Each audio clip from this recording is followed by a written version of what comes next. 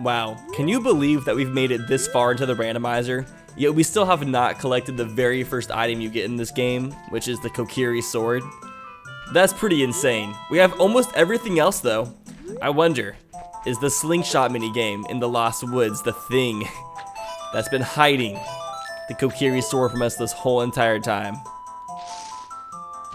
President Bush, are you going to be giving us a Kokiri sword? Fingers crossed. Cool, you're great. You scored 3 perfect bullseyes. Oh yeah. I am the best marksman ever. Okay, so that's not what we get. We actually...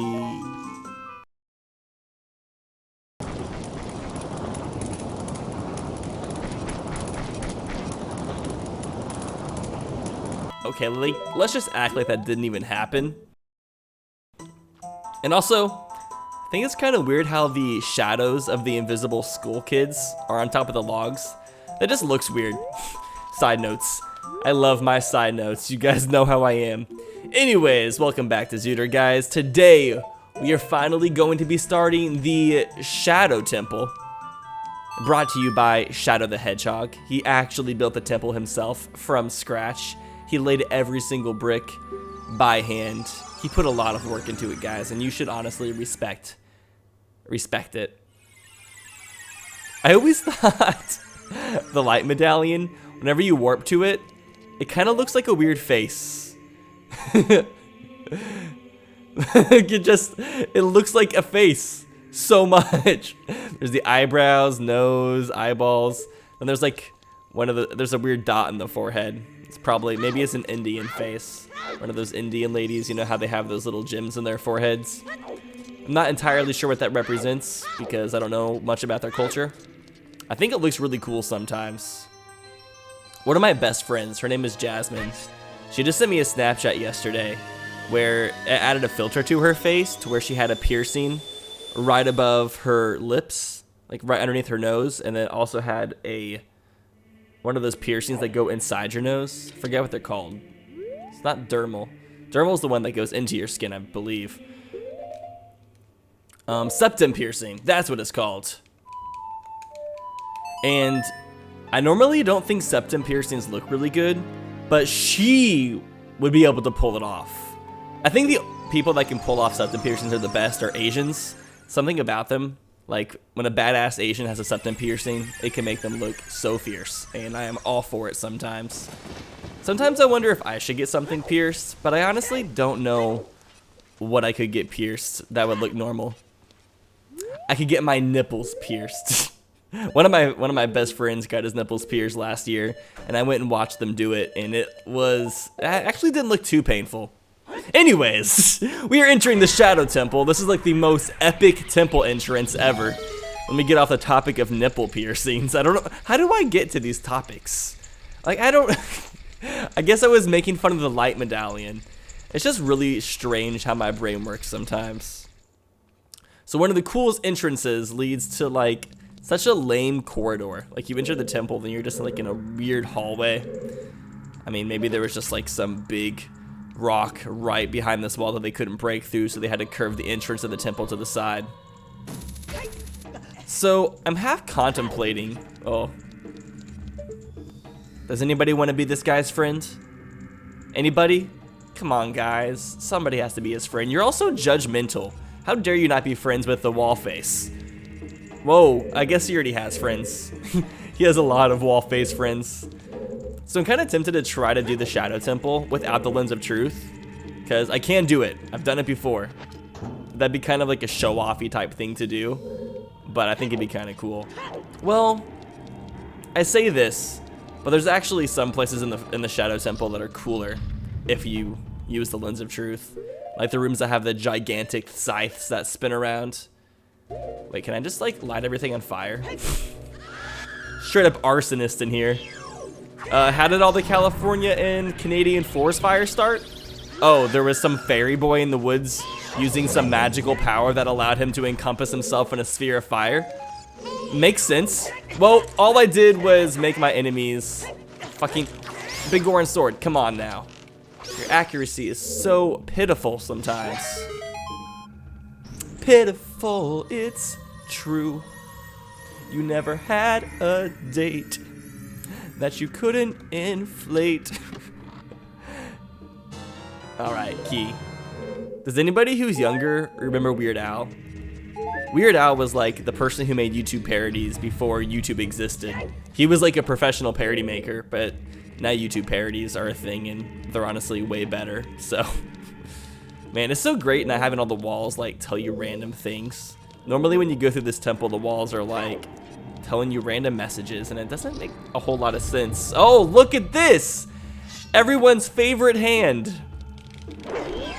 Oh my gosh, he is on right below me. He was slumbering right beneath me. Luckily, we'll be able to kill him super fast since we have the big Goron sword. It's not going to be nearly as frustrating as young Link with the freaking Deku sticks. Deku! Deku! Sorry, I turned into Bakugo for a second. Look at me!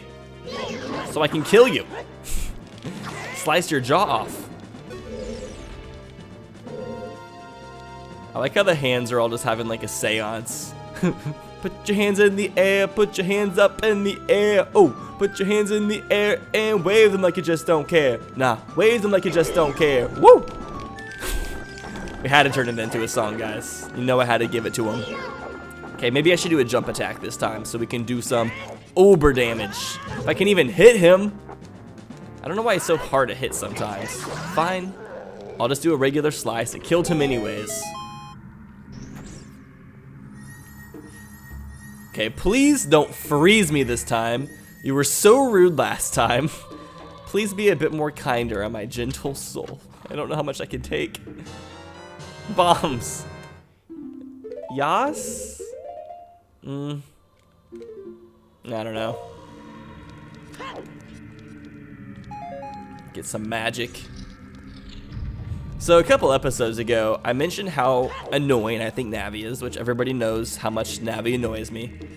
I'm kind of playing up how annoying she is in the randomizer. She doesn't talk to you that much in this randomizer, but if you guys have played the actual game, you know that she talks to you 10 times more than necessary. So when I'm getting mad at her, it's mostly because of past experiences. But I was wondering, like, what else could she possibly talk about? That's the one over there. Wait. Oh no, it's this one. I'm like, what else could she talk about rather than just telling you to go to the same location like the Great Deku Tree every single time like she was for this whole entire Let's Play?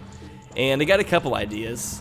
Somebody said that Navi could talk about how many chests are available for you to collect with your available items, which that might be kind of interesting. That could have some promise. Also, if you don't line this up correctly, the floor drops below you and you die. So don't mess up. Something that I think would be hilarious is if they put a bunch of just jokes for Navi to tell. Like, what if Navi was just like, hey, listen! And you're like, what is it, Navi? And she's like, don't you think Dompe should be in Smash Bros. Ultimate?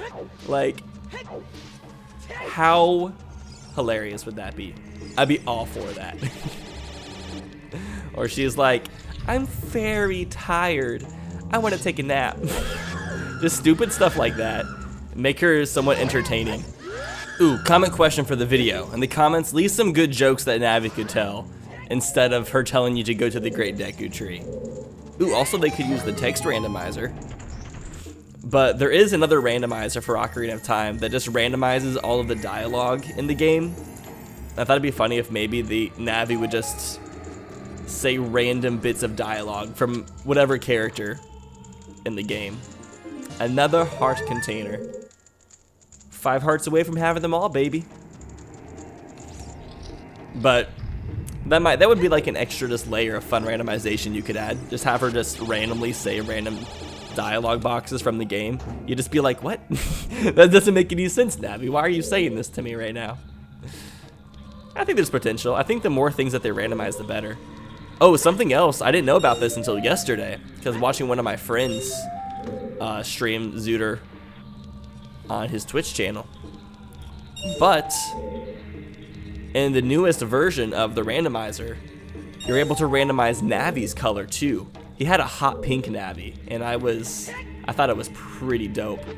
So I cannot wait until I do the next Zooter playthrough and have a different color Navi. I think I would want a lime green Navi. I like it whenever Navi turns green. And if she was permanently green, that'd be kind of cool.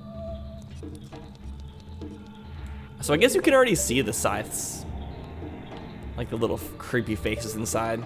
They look like Gyros from Majora's Mask. Similar to the Gyros mask.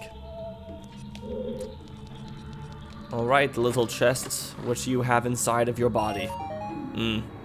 Disappointing.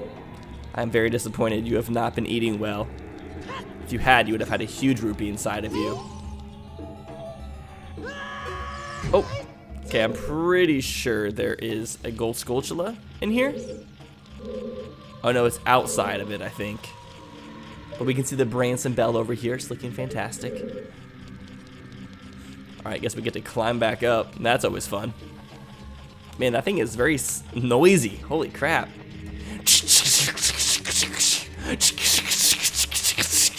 Who am I?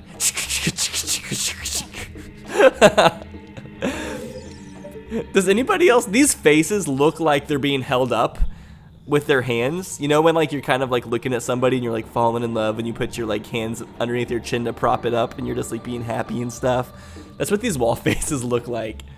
Maybe they're falling in love with Link. I mean, Link's pretty studly. Can't resist those electrifying blue eyes and that middle part of his bangs. I'm trying to sell Link to the face right now. Trying to pep him up a little bit. Okay, I'll go ahead and take off my hover boots because I know some people get really annoyed when I walk around consistently with my hover boots. I don't mind it too much. I feel like it adds a little bit of extra challenge to the game.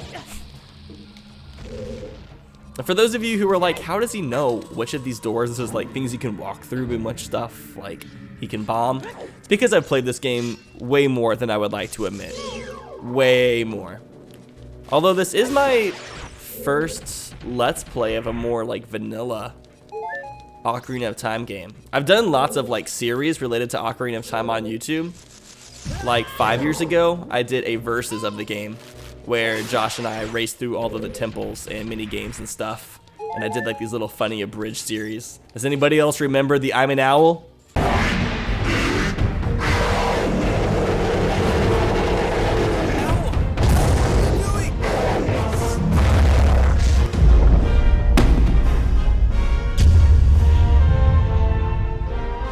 Ah, the classics. Wow. But then after that, Josh and I did a 24-hour charity stream where we rose like $6,000 for St. Jude while doing a versus of Master Quest. That was fun, but Master Quest was also very painful.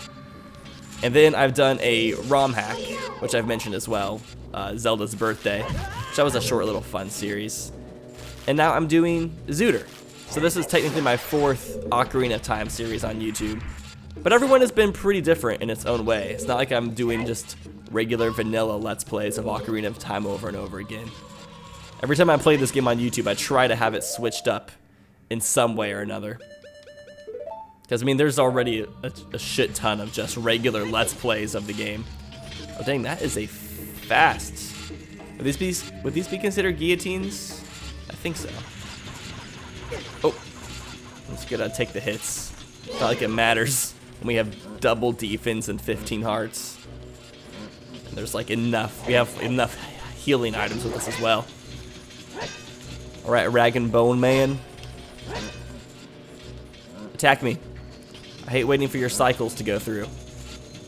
I don't even have to kill this guy. What am I doing? I can just run away to these invisible platforms. I think this is probably the largest room out of any location in this whole entire game. Does anybody have any other rooms that they think might be larger? I think this is it. Does Fire Temple have a larger room? I don't think so. Alright, so this is the room I was mentioning earlier. It also has the giant spinning scythes in the center. That was like, maybe I should use the Lens of Truth so I can show what that looks like. But then I forgot you don't need the Lens of Truth to see the other one. But there it is. Dang it, my phone's going off again. Unprofessional! Do I just have to kill all the keys in here? It's just one of those rooms. I've always thought those are the funniest, like, puzzles for a room. killing all the enemies. Like, how does the temple know whenever you kill all the enemies? Like, how does it know to open the door once you kill all the enemies? Is there some sort of maybe thermostat in the room that measures the body temperature or the body heat? So whenever there's like less enemies, it's like, oh, the temperature has gone down by 0.2 degrees. So all of the enemies must be dead. Congratulations, here's the door open.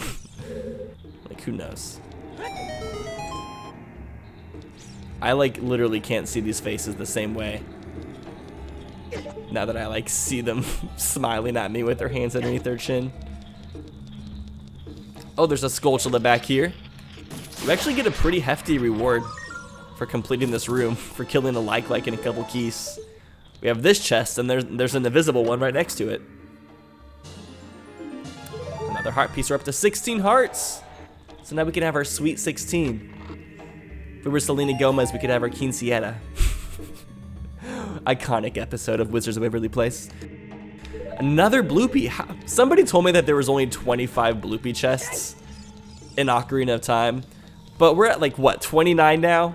So they lied. So far, Shadow Temple has given us nothing of use, but there has to be something good. Hopefully we can get the silver scale in this temple, so we can go and get Ruto's letter in Lake Hylia. Because you're not able to reach that bottle until you get the silver scale, so we're just waiting to get that scale. Then also the silver gauntlets. We need those to finish up the spirit temple, because you can't enter the adult portion. Oh boy, dang it. Because you can't get to the adult portion of the spirit temple without the silver gauntlets. And then we don't need it anymore, like whatsoever. But it would still be nice to find out where that Kokiri sword is. I am just so curious.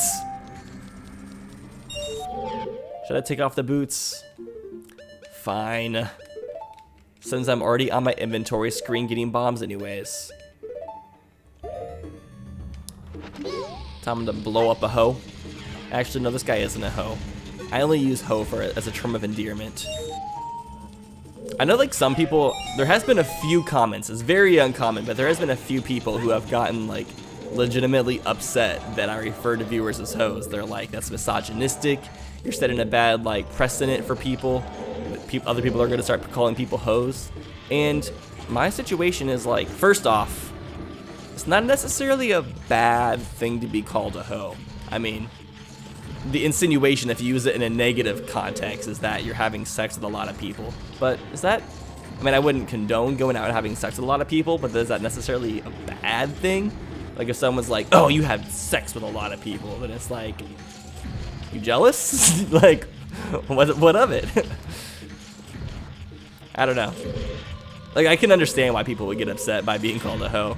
But at the same time, I'm like, I feel like it's better to just to lighten your mood a little bit and to just accept some fun jokes.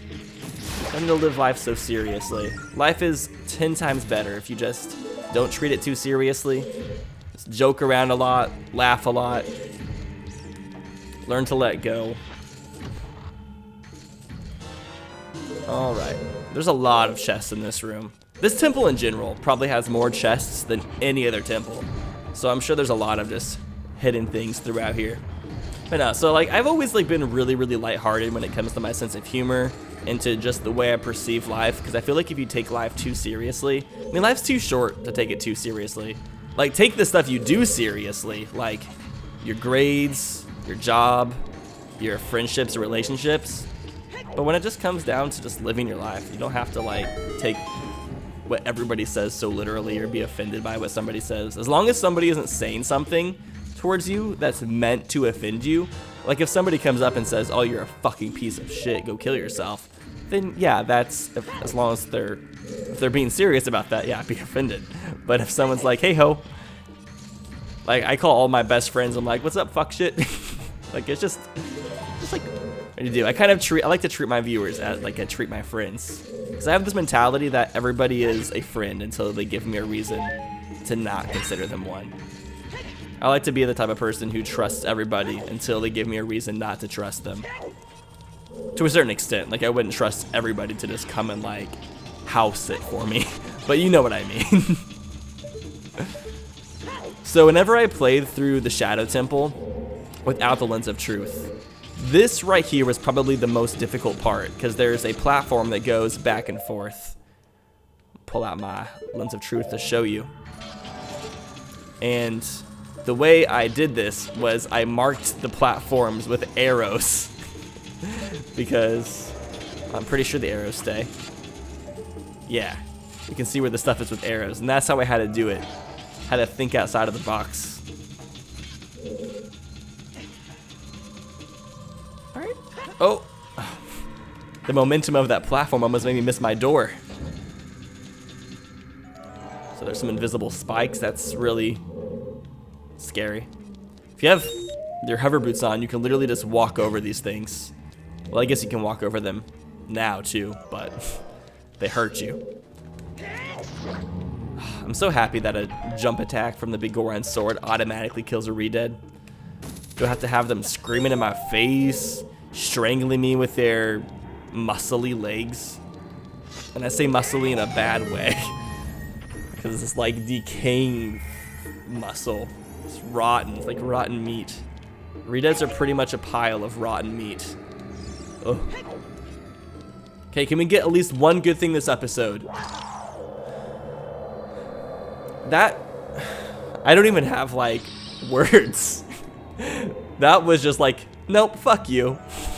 It's literally what that chest said to me just now.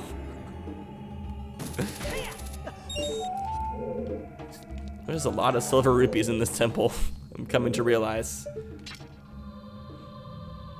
Oh, this is another thing that was really hard to do. It took me forever to find this hookshot target without the Lens of Truth. I kept on hookshotting the wall over and over again. It was a pretty sad time.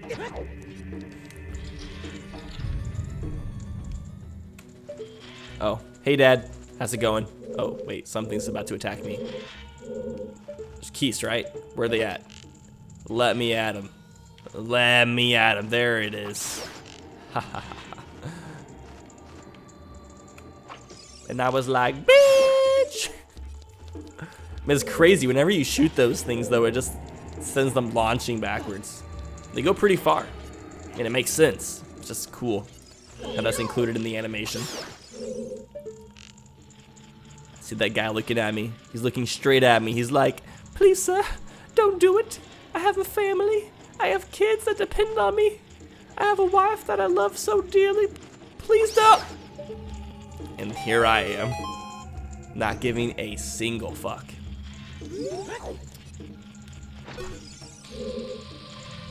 Alright, sorry Dad, gotta blow you up. Alright, this is the last chance of us getting something good this episode. First off, let's get the Skulltula. Don't even need the hook shot because it is ground level. We can just slice that shit. And yes! Thank you! Thank you for helping me end this episode on a good note. Anyways, thank you all so much for watching this episode of Zelda Ocarina of Time Randomizer. If you enjoyed the video, subtly click that thumbs up button with care and grace. And I will see your sexy faces in the next one. Take care, friends.